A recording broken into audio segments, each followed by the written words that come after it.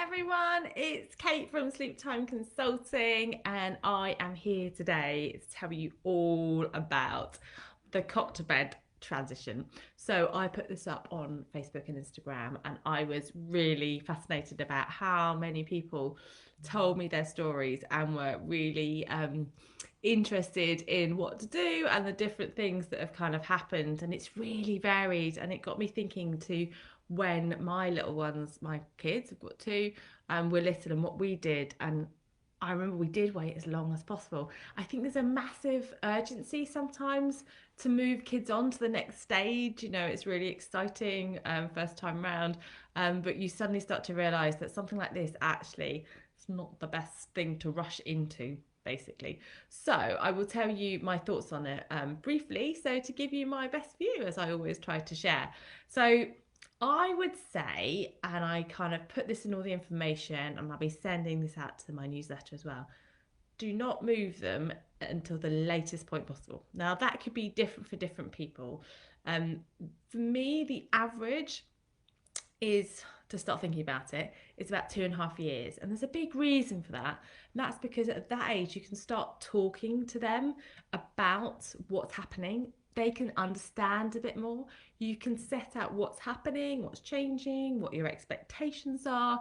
You can realistically create an environment whereby you can encourage it. You could use rewards, for example. So until that age, it's a little bit hard. Obviously, that's very child dependent, but the comprehension can sometimes be a little bit tricky before that age. So 2.5 is the earliest. I saw people last night that were saying that 3.5 they left it to. So really, it's up to you, and try and make it the right reason for your child than anything else. And to just say one thing quickly, the only reason I would do it earlier than that is if obviously your child is ready and you're confident in doing that, or if there's a safety issue. So if you've got any cot jumpers going on in your household, then sometimes you need to make the right safe decision for your little ones, and that might look like pulling the bars off or transferring them into a bed so that they're safe and not bounding around the room without you being there.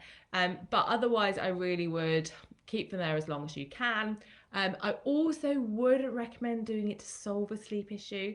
In my experience, it doesn't necessarily help because fundamentally the issues that we have around sleep are often not about what's in front of you, like the environment. There are things that you can optimize for the environment to help them sleep, but realistically, there are other things to consider. And especially with a little one struggling with sleep, giving them that sort of extra freedom, especially if you've got a tricky toddler that's maybe pushing some boundaries, you might find that it doesn't necessarily solve your issues. It could actually make them worse.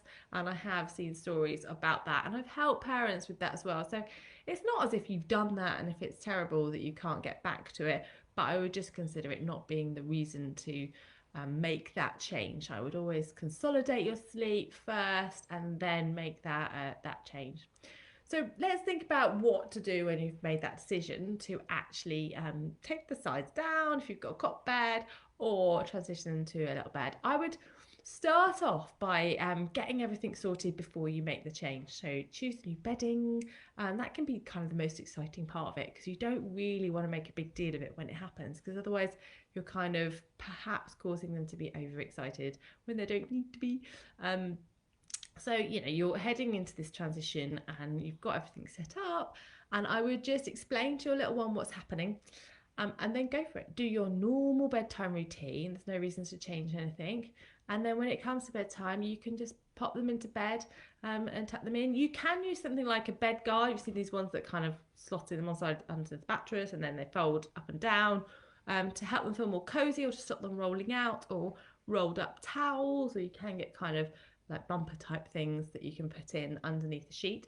So you could potentially use that to make them feel a bit cozy, but otherwise just do as normal. So if you put your child down and leave the room, do that. See what happens. Obviously, you'd have told them that it's their job now to stay in their big bed for the whole night.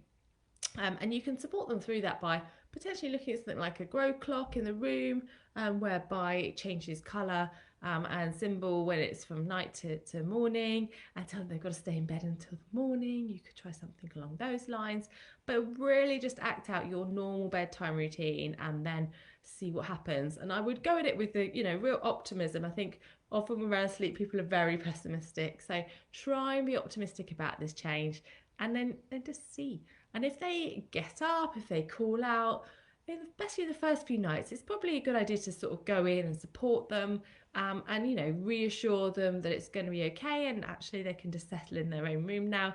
If they're being a bit cheeky with them, just stay consistent, just keep taking them back, keep acting upon that, and just make sure that they understand that this is the new way that things are going to happen.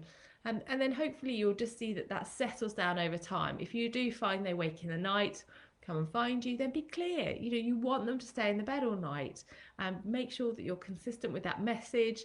You can just encourage them to do so.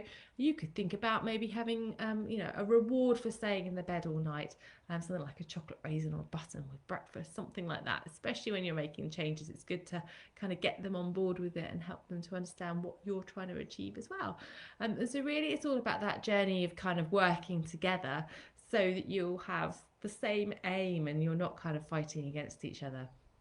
And so to round it off, I suppose, really, we're talking about the age being no earlier than 2.5 if you're looking at this cot to bed transition.